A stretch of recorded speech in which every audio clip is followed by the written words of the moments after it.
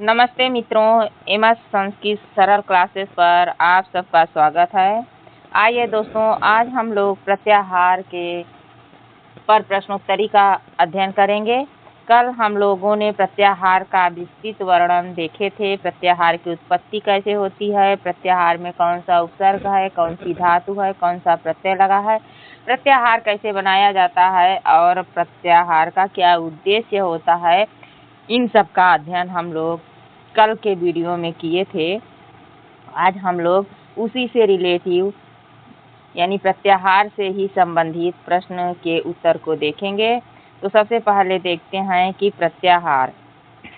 प्रत्याहार निर्माणस्य सूत्रम किम। प्रत्याहार निर्माण का सूत्र क्या है? वृद्ध्यादैच है या आदि अंतेन संहिता है, इको यड़च है, हलंत्यम है। क्या है प्रत्याहार निर्माण का सूत्र दोस्तों? तो यहाँ पे प्रत्याहार निर्माण का जो सूत्र है वह है आदि अंतेन संहिता। ठीक, उसके बाद यहाँ पे देख लेते हैं कि ये वृद्ध्यादैच क्या है। तो ये वृद्धि संज्ञा करने वाला सूत्र है। क्या वृद्धि संज्ञा करने वाला सूत्र है? क्या ये वृद्धि संज्ञा करने वाला सूत्र है? इसे संज्ञा सूत्र कहते हैं, यानी वृद्धि संज्ञा होती है। उसके बाद है कि इकोड़यच। इकोड़यच क्या है? तो इकोड़यच संधि करने वाला सूत्र है। कौन सी संधि की जाती है? तो इससे यण संधि की जाती है इको यण से। हलंत्यम क्या है? तो हलंत्यम जो है प्रत्याहार ये इत संज्ञा करने वाला सूत्र है। हलंत्यम से इत संज्ञा होती है। क्या होती है? इत संज्ञा होती है। तो हमारा सही उत्तर बी हो जाएगा। क्या? बी सही उत्तर हो जाएगा दोस्तों। उसके बाद अगला क्वेश्चन है यहाँ पे दूसरा क्वेश्चन है। दूसरा क्वेश्चन कर रहा है कि प्रत्याहाराणाम निर्माण कर्ता कः, यानी प्रत्याहारों का निर्माण किसने किया था, या प्रत्याहार के निर्माण कर्ता कौन है? क्या पतंजलि है, या कात्यायन है, या पाणिनि है, या भर्तृहरि है? कौन है? तो ना ही पतंजलि है, ना ही कात्यायन है और ना ही भर्तृहरि है। तो प्रत्याहार निर्माण के कर्ता जो है महर्षि पाणिनि है। कौन है? महर्षि पाणिनि जो है वह प्रत्याहार निर्माण करता है। भर्तृहरि कौन है? तो भर्तृहरि जो है वह नीति शतक है। नीति शतक के लेखक भर्तृहरि हैं। कौन? किसके?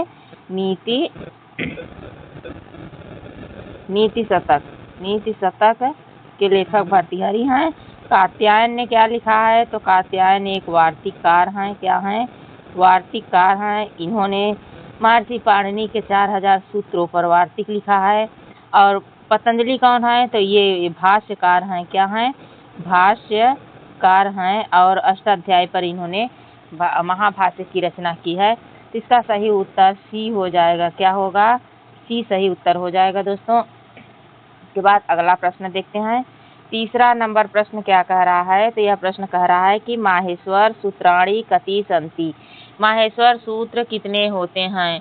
यह माहेश्वर सूत्र कितने हैं? तो माहेश्वर सूत्र क्या 12 हैं, 13 हैं, 14 हैं या 16 हैं? तो माहेश्वर सूत्रों की जो संख्या है वह क्या है? 14 है। 14 माहेश्वर सूत्र हैं। महर्षि पाणिनि के डमरू से महर्षि पाणिनि ने महर्षि शिव ने 14 बार डमरू बजाया, तो उस 14 ध्वनियों को महर्षि पाणिनि ने 14 माहेश्वर सूत्र में परिणित किया। ये सब हम लोग देख चुके हैं, पढ़ चुके हैं। बहुत ज़्यादा डिटेल में जाने की जरूरत नहीं है प्रश्नोत्तरी पे। प्रश्न को देखते हैं। अगला प्रश्न कह रहा है कि अच प्रत्याहार कस्य वाचक है, यानी अच प्रत्याहार जो है उसका वाचक कस्य वाचक है। अच प्रत्याहार को क्या कहते हैं? व्यंजनानाम, स्वराणाम, उपसर्गाणाम या धातु नाम। क्या कहते हैं? तो अच प्रत्याहार के अंतर्गत स्वर आते हैं। इसका सही उत्तर हो जाएगा कि अच प्रत्याहार के अंतर्गत स्वर आते हैं। और ये अब हल कहाँ आते हैं और धातु नाम में तो है नहीं, हल कहाँ आते हैं? तो आगे आने वाले क्वेश्चन है उसमें हम लोग देख लेंगे। अब यहाँ पे क्या बताएं? तो इसका सही उत्तर हो जाएगा बी। क्या होगा? कि बी इसका सही उत्तर हो जाएगा।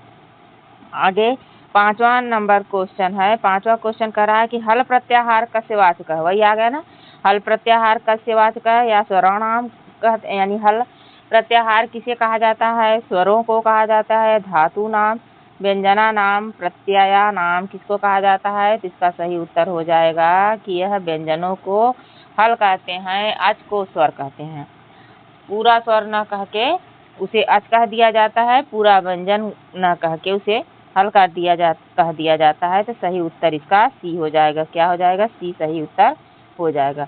अगला क्वेश्चन यहाँ पे 6वां नंबर क्वेश्चन है।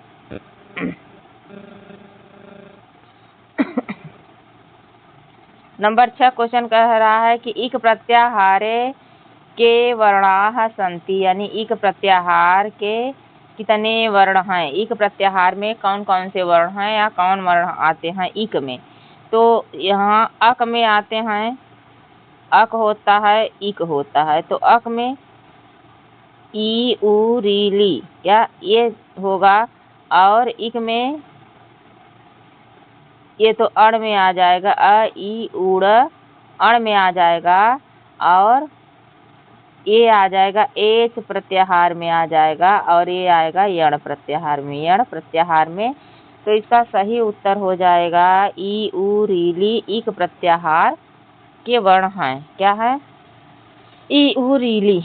उसके बाद अगला 7वां नंबर क्वेश्चन कह रहा है एच प्रत्याहारे के स्वराः सन्ति। एच प्रत्याहार में कौन से स्वर आते हैं? तो अभी बताएं कि ये जो आता है अ ई उ, तो ये अण प्रत्याहार में आएगा। किसमें? अण प्रत्याहार में।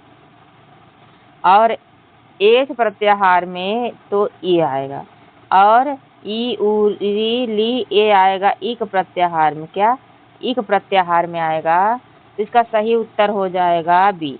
क्या हो जाएगा? बी सही उत्तर हो जाएगा। ठीक। उसके बाद अगला क्वेश्चन कह रहा है यण प्रत्याहारे के सन्ति, यण प्रत्याहारे के वर्णाः सन्ति। यण प्रत्याहारे के वर्णाः सन्ति। क्या य व र ल होगा, या स ह होगा, स होगा, या क ख ग घ ए ओ ऐ औ होगा? क्या होगा? तो यण प्रत्याहार में जो होता है वह क्या होता है? य व र ल। इसी को अंतस्थ भी कहते हैं। क्या कहते हैं? अंतस्थ वर्ण।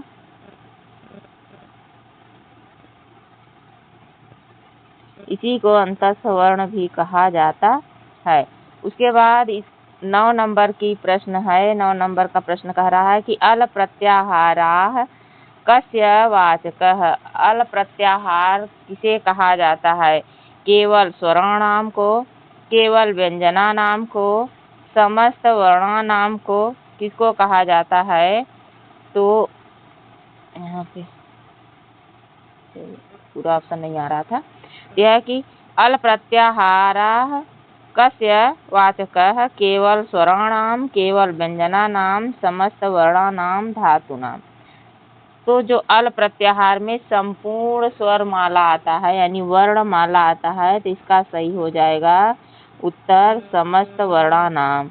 और केवल स्वर को अच कहते हैं। क्या कहते हैं? अच कहते हैं। केवल व्यंजन को हल कहते हैं। क्या? हल कहा जाता है। ठीक। तो सही उत्तर हो जाएगा सी। सी सही उत्तर हो जाएगा। अगला क्वेश्चन 10 नंबर क्वेश्चन है कि प्रत्याहारे अंतिम इत वर्णः भवति। प्रत्याहार में अंतिम जो इत वर्ण होता है, क्या कहते हैं उसे?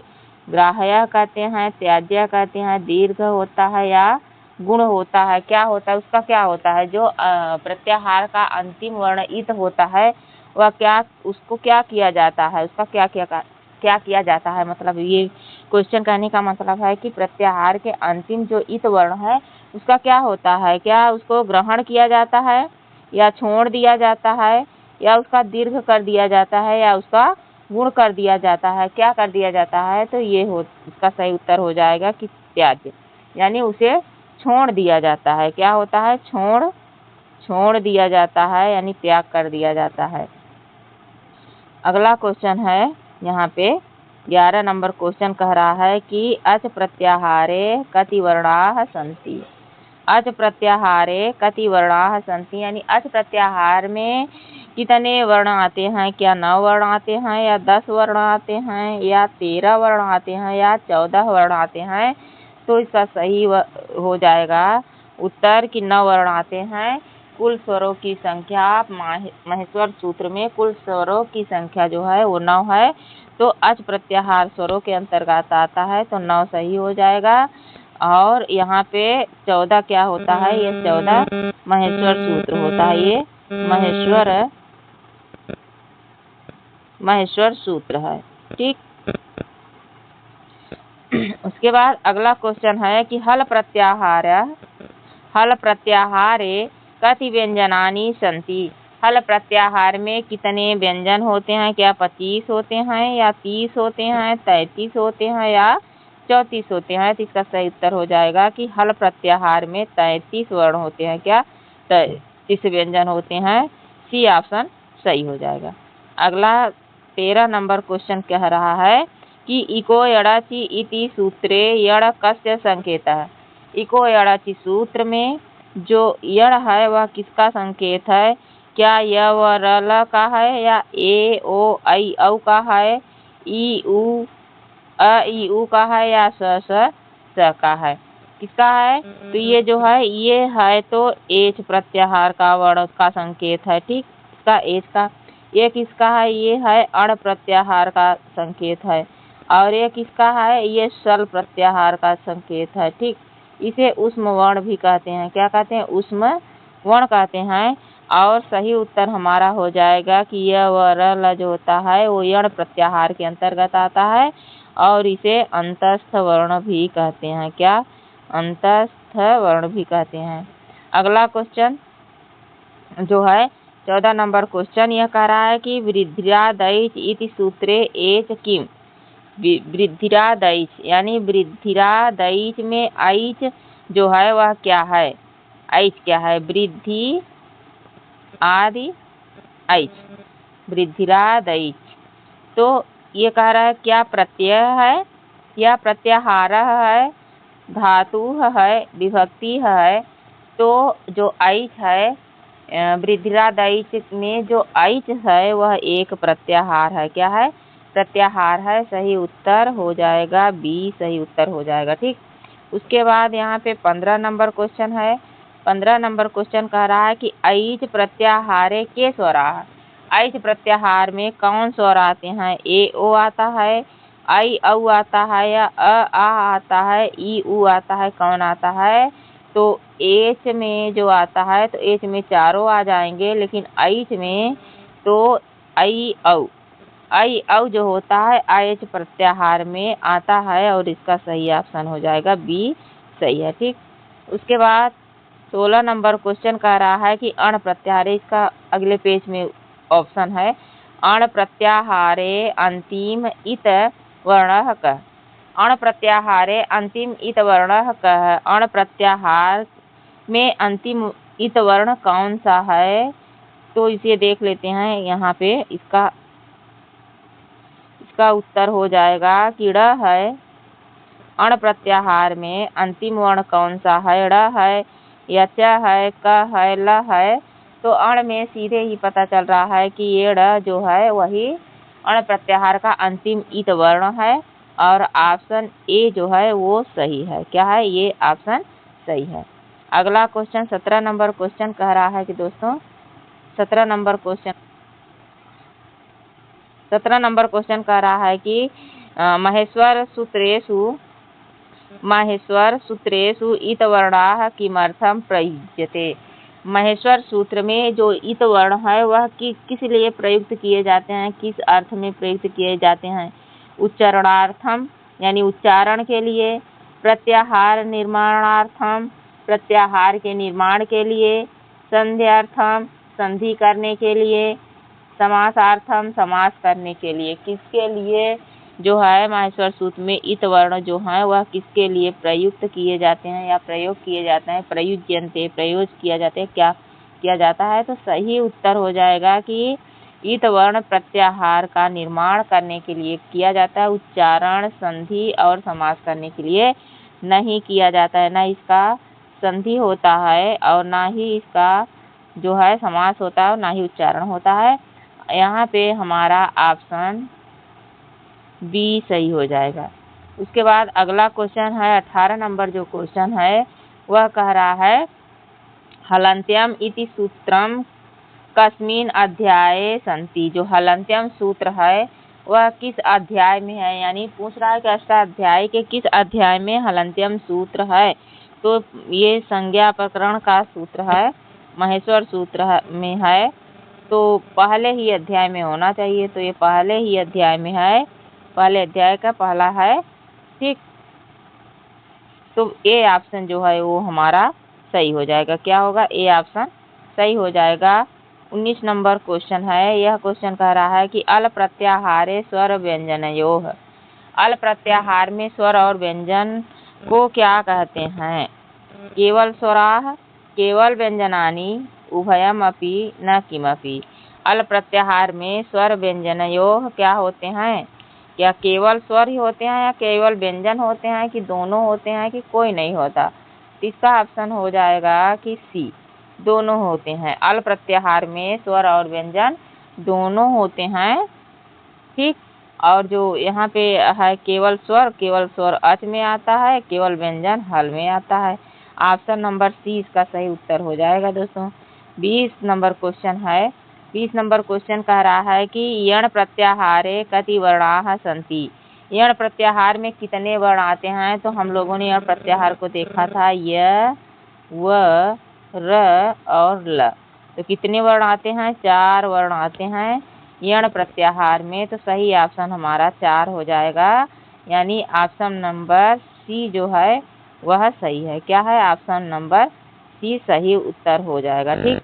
उसके बाद 21 नंबर क्वेश्चन कह रहा है इक प्रत्याहारे कति वर्णाः। इक प्रत्याहार में कितने वर्ण आते हैं? तो जो इक प्रत्याहार होता है वह होता है ई, उ, री, ली, ठीक। तो कितने होते हैं? 1 2 3 4। 4 ऑप्शन जो है बी ऑप्शन ये सही है। इक प्रत्याहार में 4 वर्ण होते हैं। बी ऑप्शन क्या है? बी ऑप्शन सही है, बी ऑप्शन सही है दोस्तों। उसके बाद यहाँ पे 22 नंबर क्वेश्चन है। 22 नंबर क्वेश्चन कह रहा है कि एच प्रत्याहारे कति स्वराः। जो एच प्रत्याहार है, एच प्रत्याहारे कति स्वराः। एच प्रत्याहार में कितने स्वर आते हैं एच में? तो एच में देखते हैं, एच क्या एच प्रत्याहार में कितने स्वर आते हैं? तो ए आता है, ओ आता है, आई आता है और औ आता है। क्या? औ आता है। तो कितने वर्ण आते हैं? 4 वर्ण, 4 स्वर आते हैं एच प्रत्याहार में। तो इसका उत्तर सही हो जाएगा ऑप्शन नंबर सी।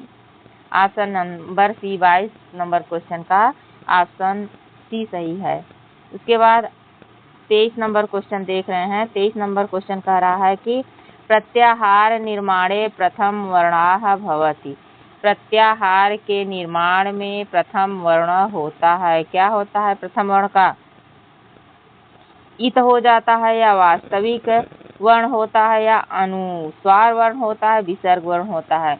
तो जो प्रथम वर्ण होता है वह हमारा क्या हो जाता है? वास्तविक वर्ण हो जाता है। प्रथम वर्ण वास्तविक वर्ण के रूप में लिया जाता है। इत वर्ण तो लास्ट का वर्ण होता है। तो सही ऑप्शन हो जाएगा कि बी नंबर ऑप्शन सही है। क्या? बी नंबर ऑप्शन सही है। उसके बाद 24 नंबर क्वेश्चन कह रहा है कि प्रत्याहार निर्माणे अंतिम वर्णः भवति। प्रत्याहार के निर्माण में अंतिम वर्ण का होता है। क्या होता है अंतिम वर्ण का? स्वरः होता है या व्यंजनम होता है, इति अनुबंध होता है या धातु होता है? क्या होता है दोस्तों? तो प्रत्याहार निर्माणे अंतिम वर्ण होता है इति अनुबंध। क्या होता है? इति अनुबंध हो जाता है, यानी इति संज्ञा हो जाती है और उसका लोप हो, जिसकी इति संज्ञा होती है उसका लोप हो जाता है। तो सही ऑप्शन यहाँ पे हो जाएगा कि सी ऑप्शन सही हो जाएगा, ठीक। उसके बाद 25 नंबर क्वेश्चन देख लेते हैं। 25 नंबर क्या कह रहा है? 25 नंबर क्वेश्चन कह रहा है कि प्रतियोगी परीक्षासु सामान्यतया प्रत्याहाराणां संख्या कियती स्वीक्रियते। यानी प्रतियोगी परीक्षाओं में सामान्यतया प्रत्याहारों की संख्या कितनी स्वीकार की गई है? कितनी स्वीकार की गई है? क्या 41 स्वीकार की गई है, 42 या 43 या 44? तो यहाँ अगर हम लोग TGT दे रहे हैं बाबूराम सक्सेना के अनुसार से तो 42 हो जाएगा। अगर हम लोग PGT दे रहे हैं लघु सिद्धांत कौमुदी में 43 है। किसमें? लघु में। लघु सिद्धांत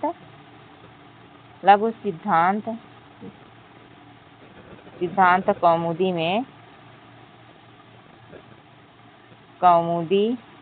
में जो है वह क्या है? 44 है। हमारा ऑप्शन बी सही हो जाएगा। क्या होगा? बी सही हो जाएगा। तो ये था प्रत्याहार का 25 प्रश्नों की श्रृंखला। बस यहीं तक दोस्तों। नमः संस्कृताय। वीडियो कैसे लगा आप लोगों को? अच्छा लगे तो लाइक शेयर करें, कमेंट करें, सुझाव दें, अपने सुझाव बताएं और हमें भी सुझाव दें। और उसके बाद चैनल पर नए हों तो चैनल को सब्सक्राइब करें, सपोर्ट करें, सहयोग करें। धन्यवाद।